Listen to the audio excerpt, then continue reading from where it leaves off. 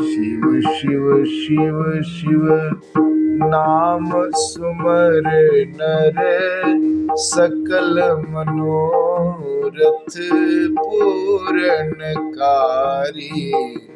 शिव शिव शिव शिव नाम सुमर नर सकल मनोरथ पूरनकारी। रावण नाम लियो दृढ़ मन से, रावण नाम लियो दृढ़ मन से, सकल देव आज्ञा सिरधारी। शिव शिव शिव शिव नाम सुमर नर सकल मनोरथ पूरनकारी।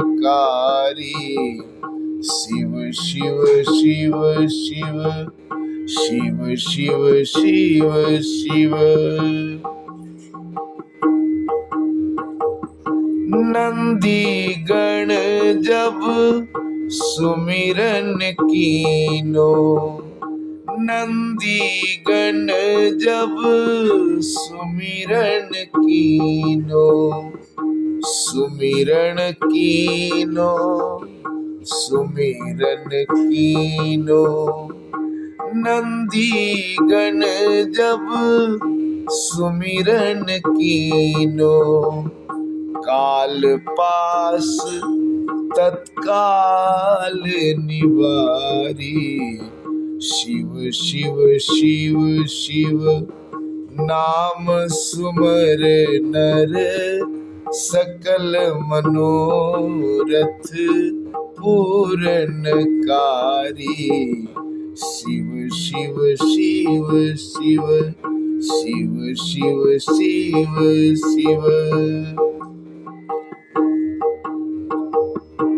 उपमन्यु मुनि करी तपस्या, उपमन्यु मुनि करी तपस्या, दूध समुद्र कियो बड़ भारी।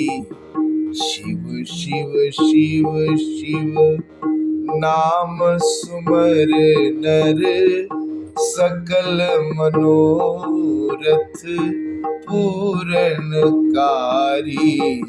शिव शिव शिव शिव शिव शिव शिव शिव। ब्रह्मानंद ये ही वर मांगे, ब्रह्मानंद ये ही वर मांगे, भक्ति दान दीजे त्रिपुरारी।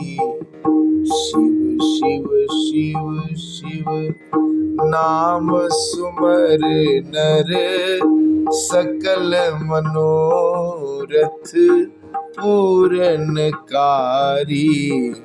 शिव शिव शिव शिव शिव शिव शिव शिव शिव शिव शिव शिव।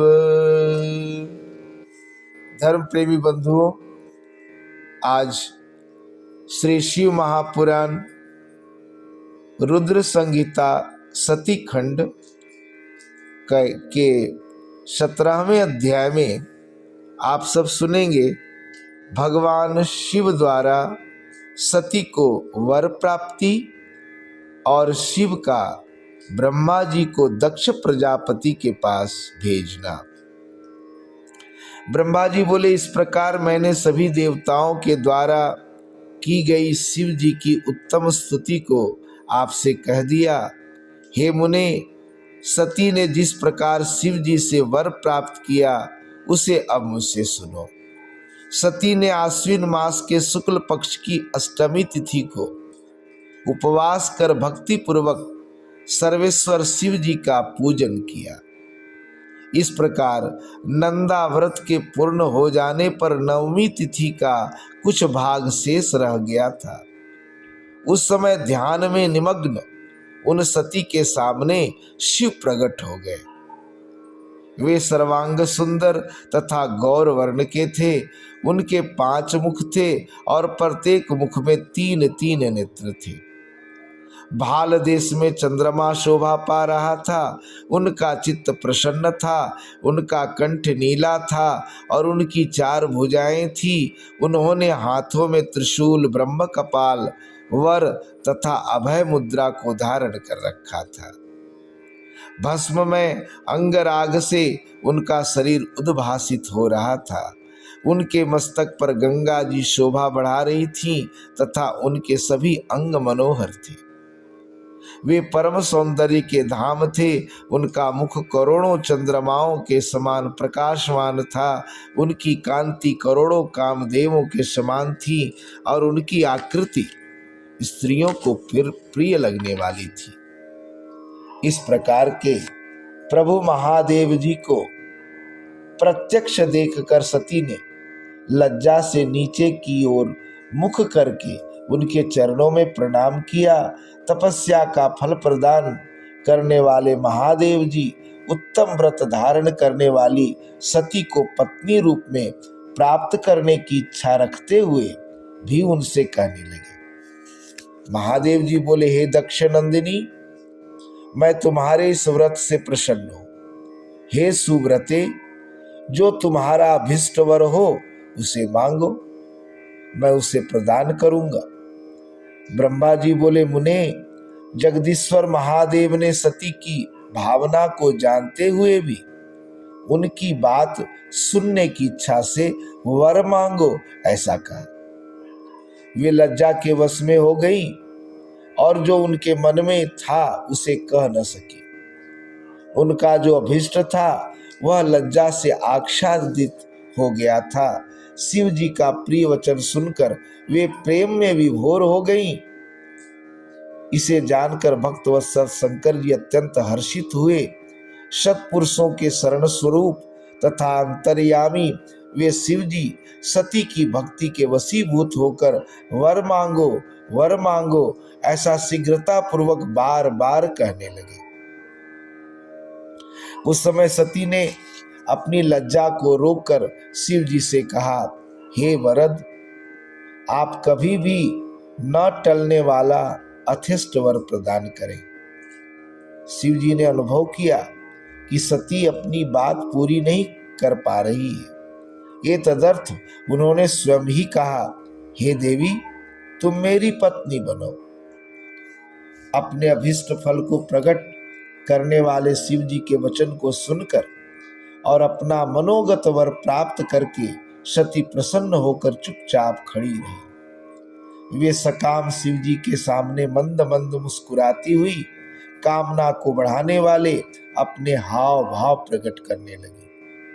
सती द्वारा अभिव्यक्त हाव भाव को स्वीकार कर श्रृंगार रस से उन दोनों के चित्त में शीघ्रता से प्रवेश किया। श्रृंगार रस ने उन दोनों के चित्त में शीघ्रता से प्रवेश किया। हे देवर्षि, श्रृंगार रस के प्रवेश करते ही लोक लीला करने वाले शिव जी तथा सती की चित्रा से युक्त चंद्रमा के समान विलक्षण कांति हो गई। काले और चिकने अंजन के समान कांति वाली सती स्फटिक मणि के सदृश कांति युक्त उन शिव जी को प्राप्त कर इस प्रकार शोभित हुई जिस प्रकार अभ्रलेखा यानी मेघ घटा चंद्रमा को प्राप्त कर शोभित होती है। तदंतर दक्ष कन्या सती अत्यंत प्रसन्न होकर दोनों हाथों को जोड़कर भक्तवत्सल भगवान शिव जी से विनम्रता पूर्वक कहने लगी। सती बोली, हे देवदेव, हे महादेव, हे प्रभो, हे जगतपते, आप मेरे पिता के समक्ष वैवाहिक विधि से मुझे ग्रहण कीजिए। ब्रह्मा जी बोले, हे नारद, इस प्रकार सती की बात सुनकर भक्तवत्सल महादेव जी ने प्रेम पूर्वक उनकी ओर देखकर यह वचन कहा, ऐसा ही होगा। तब दक्ष कन्या सती भी उन शिव जी को प्रणाम करके भक्ति पूर्वक विदा मांगकर और पुनः उनकी आज्ञा प्राप्त करके मोह और आनंद से युक्त हो अपनी माता के पास चली गईं।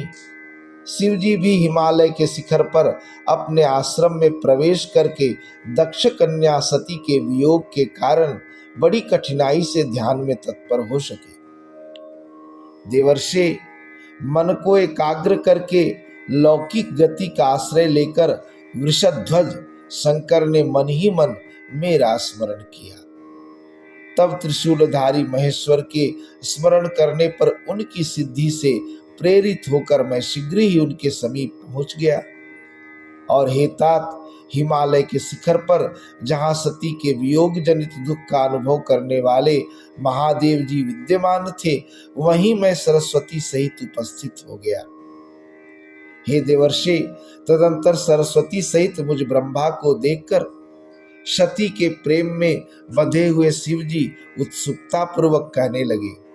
शंभु बोले, हे ब्रह्मन, मैं जब से विवाह के कार्य में स्वार्थ बुद्धि कर बैठा हूं, तब से अब मुझे इस स्वार्थ में ही स्वत्व सा प्रतीत हो रहा है।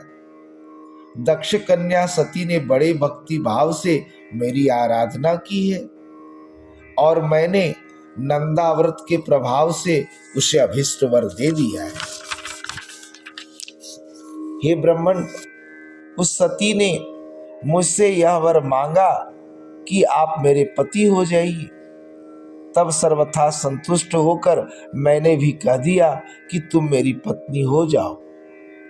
तदंतर उस सती ने मुझसे कहा, हे जगतपते, मेरे पिता को सूचित करके वैवाहिक विधि का पालन करते हुए मुझे ग्रहण कीजिए। हे ब्रह्मन, उसकी भक्ति से संतुष्ट हुए मैंने उसे भी स्वीकार कर लिया। हे विधे, इस प्रकार वर प्राप्त कर सती अपनी माता के पास चली गई और मैं यहाँ चला आया। इसलिए हे ब्रह्मन, आप मेरी आज्ञा से दक्ष के घर जाइए और वे दक्ष प्रजापति जिस प्रकार मुझे शीघ्र अपनी कन्या प्रदान करें, उस प्रकार उनसे कहिए। जिस प्रकार मेरा सती वियोग भंग हो, वैसा उपाय आप कीजिए। आप सभी प्रकार की विद्याओं में निपुण हैं, अतः इस बात के लिए दक्ष प्रजापति को समझाइए। ब्रह्मा जी बोले, यह कहकर वे शिव जी मुझ ब्रह्मा के समीप स्थित सरस्वती को देखकर शीघ्र ही सती के वियोग के वशीभूत हो गए। यह कहकर वे शिव जी मुझ ब्रह्मा के समीप स्थित सरस्वती को देखकर शीघ्र ही सती के वियोग के वशीभूत हो गए। उनकी आज्ञा पाकर मैं कृत्य और प्रसन्न हो गया तथा उन भक्तवत्सल जगतपति से यह कहने लगा। ब्रह्मा जी बोले, भगवान, हे शंभो, आपने जो कुछ कहा है उस पर भली भांति विचार करके हम लोगों ने पहले ही उसे सुनिश्चित कर दिया है। हे वृषभध्वज, इसमें देवताओं का और मेरा भी मुख्य स्वार्थ है। दक्ष प्रजापति स्वयं ही आपको अपनी पुत्री प्रदान करेंगे और मैं भी उनके समक्ष आपका वचन कह दूंगा। ब्रह्मा जी बोले, हे नारद, सर्वेश्वर प्रभु महादेव जी से इस प्रकार कहकर मैं अत्यंत वेगशाली रथ से दक्ष के घर जा पहुंचा। नारद जी बोले, हे प्राज्ञ, हे महाभाग, हे विधे, हे वक्ताओं में श्रेष्ठ, तपस्या के पश्चात घर लौटकर आई हुई सती के लिए दक्ष ने क्या किया? ब्रह्मा जी बोले, तपस्या करके मनोविलसित वर प्राप्त कर तथा घर जाकर सती ने माता पिता को प्रणाम किया। तत्पश्चात सती ने अपनी सखी के द्वारा माता पिता से वह सारा वृत्तांत कहलवाया जिस प्रकार उनकी भक्ति से प्रसन्न हुए महेश्वर से उन्हें वर की प्राप्ति हुई थी। सखी के मुँह से सारा वृत्तांत सुनकर माता पिता को बड़ा आनंद हुआ और उन्होंने महान उत्सव मनाया। उदारचित दक्ष और महामनस्विनी वीरनी ने ब्राह्मणों को उनकी इच्छा के अनुसार धन दिया और अंधों, दीनों तथा अन्य लोगों को भी धन बांटा। प्रीति बढ़ाने वाली अपनी उस पुत्री को हृदय से लगाकर उसका मस्तक सूंघ कर और आनंद विभोर होकर वीरनी ने बार बार उसकी प्रशंसा की। कुछ समय बीतने पर धर्मज्ञों में श्रेष्ठ दक्ष इस चिंता में पड़ गए कि मैं अपनी इस पुत्री को शंकर को किस प्रकार प्रदान करूं। महादेव जी प्रसन्न होकर मेरी पुत्री को वर देने के लिए आए थे, किंतु वे तो चले गए। अब मेरी पुत्री के लिए वे पुनः कैसे आएंगे? यदि मैं किसी को उनके पास शीघ्र भेजूं तो यह भी उचित नहीं है, क्योंकि यदि वे पुत्री को स्वीकार न करें तो मेरी याचना निष्फल हो जाएगी। अथवा मैं स्वयं उनका पूजन अर्चन करूं, जिससे वे मेरी पुत्री की भक्ति से प्रसन्न होकर स्वयं उसे ग्रहण कर अपने उसके पति बने। उस सती के द्वारा श्रेष्ठ प्रयत्न से पूजित होकर वे भी उसको पाना चाह रहे हैं, क्योंकि वे मेरे पति शिव जी हों, सती को यह वर दे चुके हैं। इस प्रकार की चिंता में पड़े हुए दक्ष प्रजापति के सामने मैं सरस्वती के साथ एकाएक उपस्थित हुआ। मुझ अपने पिता को देखकर प्रणाम करके दक्ष विनीत भाव से खड़े हुए और उन्होंने मुझ ब्रह्मा को यथोचित आसन दिया। तत्पश्चात चिंता से युक्त होने पर भी हर्षित हुए दक्ष शीघ्र ही सर्वलोकेश्वर मुझ ब्रह्मा से आगमन का कारण पूछने लगे। दक्ष बोले, हे जगत गुरु, हे सृष्टिकर्ता, यहाँ आपके आगमन का क्या कारण है? मेरे ऊपर महती कृपा करके उसे कहिए। हे लोक कारक, आप मुझ पुत्र के स्नेहवश अथवा किसी कार्यवश मेरे आश्रम में पधारे हैं। आपके दर्शन से मुझे प्रसन्नता हो रही है। ब्रह्मा जी बोले, हे मुनि सत्तम, अपने पुत्र दक्ष द्वारा इस प्रकार पूछे जाने पर मैं उन प्रजापति को प्रसन्न करता हुआ हंसकर कहने लगा। ब्रह्मा जी बोले, हे दक्ष, मैं जिस उद्देश्य से यहाँ आपके पास आया हूँ उसको सुनिए, जिसके करने से तुम्हारा तथा मेरा दोनों का अभिष्ट सिद्ध होगा।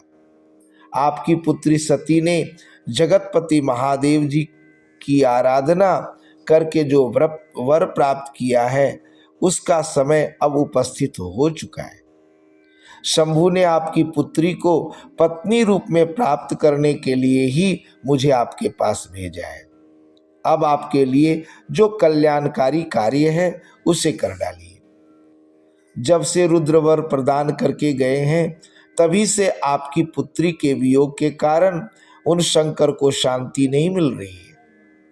कामदेव अपने समस्त पुष्पवानों के द्वारा अनेक उपाय करके भी छिद्र न पा सकने के कारण जिन्हें जीत न सका, वे ही शिव जी अब कामवान से विद्ध होकर अपना आत्मचिंतन त्याग कर सती की चिंता करते हुए सामान्य प्राणी की भांति व्याकुल हो रहे हैं। वे सुनी हुई वाणी को भी भूल जाते हैं तथा सती के वियोगवश अपने गणों के समक्ष ही सती कहाँ है, इस प्रकार की वाणी कहती है और किसी काम में प्रवृत्त नहीं होते। हे सुत, मैंने आपने कामदेव ने तथा मरीचि आदि श्रेष्ठ मुनियों ने जो पूर्व में चाहा था वह इस समय सिद्ध हो चुका है। आपकी पुत्री ने शंभु की आराधना की है, इससे वे भी उसकी चिंता करते हुए उसको प्राप्त करने की इच्छा से युक्त होकर हिमालय पर्वत पर स्थित है। जिस प्रकार सती ने अनेक प्रकार के भावों और सात्विकता पूर्ण व्रत के द्वारा शिव जी की आराधना की थी, उसी प्रकार इस समय वे भी सती की आराधना कर रहे हैं। इसलिए हे दक्ष, शिव के लिए ही रची गई अपनी पुत्री को आप अविलंब उन्हें प्रदान कर दीजिए। ऐसा करने से आप कृतकृत्य हो जाएंगे। मैं नारद के साथ जाकर उन्हें आपके घर लाऊंगा और उन्हीं के लिए रची हुई इस सती को उन्हें आप पर अर्पित कर दीजिए। ब्रह्मा जी बोले, हे नारद, मेरी यह बात सुनकर मेरे पुत्र दक्ष परम प्रसन्न हुए और उन्होंने अत्यंत हर्षित होकर मुझसे कहा, ठीक है, ऐसा ही होगा। उसके बाद हे मुने, मैं अत्यंत हर्षित हो वहां पर गया जहां लोक कल्याण में तत्पर रहने वाले शिव जी उत्सुक होकर बैठे थे। हे नारद, मेरे चले जाने आने पर स्त्री और पुत्री सहित दक्ष भी अमृत से परिपूर्ण हुए के समान पूर्ण काम सफल मनोरथ वाले हो गए। इस प्रकार श्री शिव महापुराण के अंतर्गत द्वितीय रुद्र संहिता के द्वितीय सती खंड में सती वरलाभ वर्णन नामक 17वां अध्याय पूर्ण हुआ। शिव शिव शिव शिव नाम सुमर नर सकल मनोरथ पूरण कारी। शिव शिव शिव शिव शिव शिव शिव शिव शिव शिव शिव शिव। तो ये था 17वां अध्याय और कल आप सब सुनेंगे 18वें अध्याय में देवताओं और मुनियों सहित भगवान शिव का दक्ष के घर जाना, दक्ष द्वारा सबका सत्कार और सती तथा शिव के विवाह की कथा। आज के लिए इतना ही। धन्यवाद।